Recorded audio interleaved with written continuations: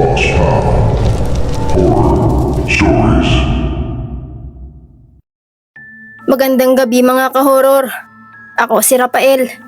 Diretso na ako sa gabing hindi ko malilimutan sa Herrera Mansion, sa bayan ng Chaong. Nasa silong na ako ng buspaw, ng lumang bahay, nang magsimula ang lahat.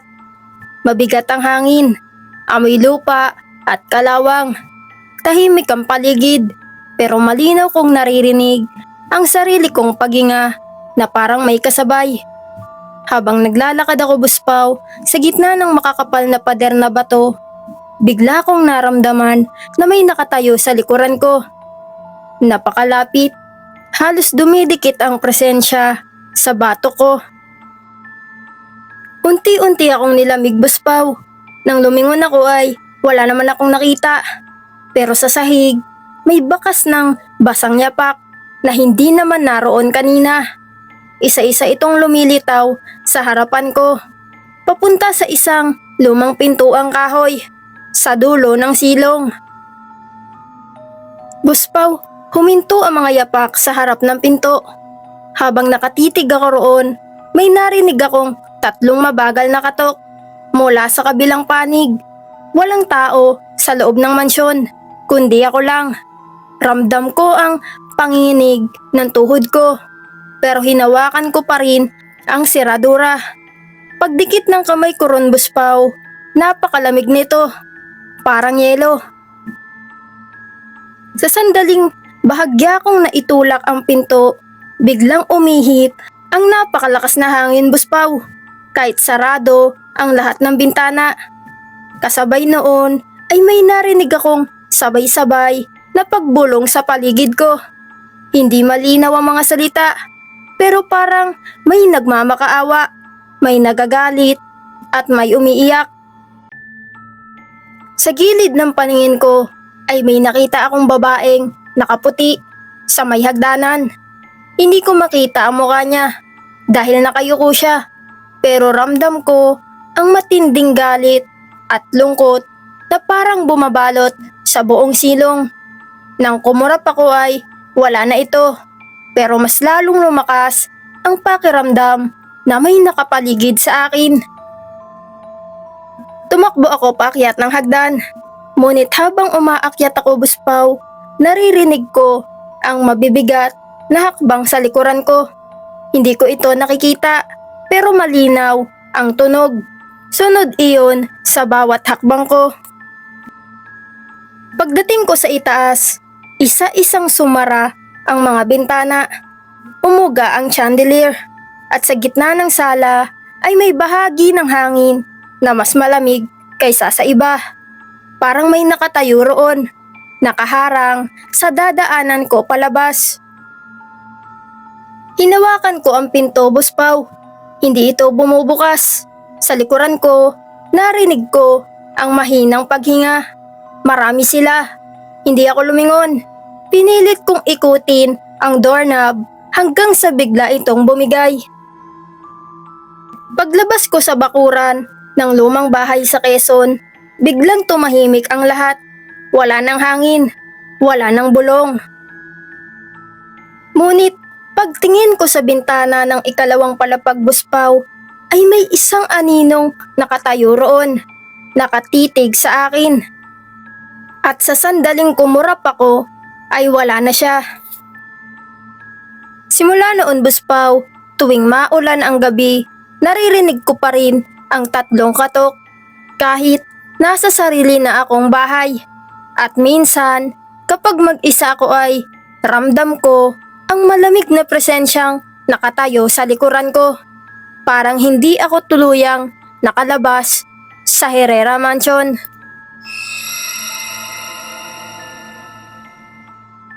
Isang magandang gabi, buspaw. Ako si Marco. Diretso na ako sa gabing hindi ko malilimutan, sa Bilalon Mansion, sa burol ng Busay, Cebu City. Walang mahabang paghahanda, walang masyadong pag-iisip. Isang malamig na gabi iyon, buspaw. Habang paakyat ako sa kalsadang papuntang Tops Lookout, makapalang hamog at halos matakpan ng mga ilaw ng lungsod sa ibaba. Pagdating ko sa harap ng lumang mansyon, Buspaw, agad kong naramdaman na mayroong mali. Hindi simpleng takot, kundi pakiramdam na parang may naghihintay sa loob. Bahagyang nakabukas ang tarangkahan. Walang tao, walang ingay ng sasakyan. Tanging huni ng hangin at kaluskos ng mga tuyong dahon. Pagpasok ko sa loob ng bahay, Buspaw, bumungad agad ang madilim na sala. Sirang chandelier, alikabok na sahig, at amoy ng lumang kahoy na nabasa ng ulan. Subalit, hindi iyon ang pinaka nakakapangilabot. Dahil sa gitna ng katahimikan ay may narinig akong mahinang yabag sa itaas. Mabagal, mabigat, parang may naglalakad sa ikalawang palapag. Alam ko, Buspaw, na ako lang ang naroon. Dahan-dahan akong umakyat ng hagdan. Sa bawat hakbang ko ay may kasabay akong isa pang tunog. Isang hakbang na hindi ko kontrolado. Kapag humihinto ako ay may isa pang yabag na humahabol bago tuluyang tumigil. Parang may sumusunod sa akin mula sa likuran. Subalit, kapag nililingon ko, puro dilim lang ang nakikita ko. Pagdating ko sa itaas, Buspaw, mas lalong lumamig ang hangin. Sa dulo ng hallway ay may isang pintuang bahagyang nakabukas. Doon nang gagaling ang mahihinang tunog ng pag-iyak. Hindi malakas, hindi rin malinaw, ngunit sapat para tumayo ang balahibo ko. Habang papalapit ako, Buspaw, kusa itong bumukas ng mas malaki. Walang hangin, walang kahit anong dahilan para gumalaw iyon. Sa loob ng silid ay may lumang kama at isang maliit na mesa. Sa ibabaw nito ay isang kupas na larawan ng batang babae na nakasuot ng puti. Habang nakatitig ako sa litrato, Buspaw, naramdaman ko ang malamig na hininga sa likod ng aking leeg. Hindi ko narinig ang paglapit nun. Hindi ko naramdaman ang paglalakad. Basta bigla na lang ay may presensya sa likuran ko. Dahan-dahan akong lumingon, Buspaw. Subalit, wala namang tao. Pero ang pinto ng kwarto ay biglang sumara ng malakas. Umalingaw-ngaw ang tunog sa buong mansyon. At sa sandaling iyon, Buspaw, nagsimula ang sunod-sunod na pangyayari. Ang mga bintana ay sabay-sabay na kumalabog. Ang chandelier sa ibaba ay biglang umindayog. At mula sa labas ng kwarto ay may mabilis na yabag na tumatakbo sa hallway. Paikot-ikot, paulit-ulit, parang may batang naglalaro. Subalit walang halakhak, walang sigawan. Tanging yabag sa kahoy na sahig. Buspaw, pinilit kong buksan ang pinto pero ayaw gumalaw. Parang may humahawak mula sa labas. Kasabay nito ang mahinang pag-iyak na unti-unting lumalapit hanggang sa parang nasa mismong tabi ko na. Ramdam ko ang bigat ng presensya sa likuran ko at ang malamig na kamay na halos dumampi sa aking braso. Sa isang iglap ay tumahimik ang lahat. Kusa na namang bumukas ang pinto, Buspaw. Walang tao sa hallway. Subalit sa dulo nito ay may nakita akong nakatayong maliit na figura. Nakasuot ng puti, nakayuko, hindi gumagalaw. Hindi ko makita ang muka dahil sa buhok na nakatakip dito. Unti-unti itong nag-angat ng ulo. Sa sandaling iyon, Buspaw, naramdaman kong hindi na ako dapat naroon. Hindi ko na hinintay na makita pa ang mukha nun. Tumakbo ako pababa ng hagdan. Habang bumababa, Buspaw, naririnig ko ang mabilis na yabag sa likuran ko. Mas mabilis kaysa sa akin. Pagdating ko sa sala, napansin kong ang fireplace na kanina ay malamig ay may pulang baga na kumikislap. Saglit kong nasilayan sa salamin ang refleksyon ko. Ngunit hindi ako nag-iisa doon, Boss Pao. May nakatayong maliit na anino sa likuran ko. Paglingon ko ay wala naman. Pero pagbalik ko ng tingin sa salamin, wala na rin. Hindi na ako lumingon muli, Boss Pao. Lumabas ako ng mansyon at tumakbo hanggang sa kalsada. Sa gitna ng makapal na hamog ng busay, bago ako tuluyang makalayo, may narinig akong huling pag-iyak mula sa loob ng Villalon Mansion.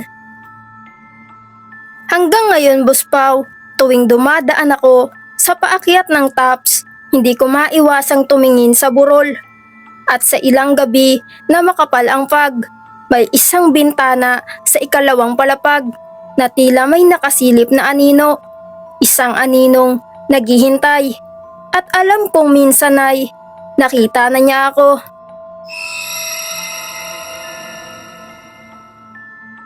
Isang magandang gabi, Boss Pao. Ako si Anthony. Hindi ko na pahahabain pa ang simula.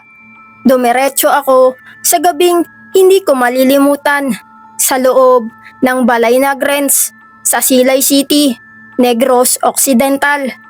Sarado na ang museo, wala nang bisita at tanging mahinang ilaw na lamang ang tumatama sa malalapad na sahig at matataas na kisame ng lumang bahay ng pamilyang Gaston.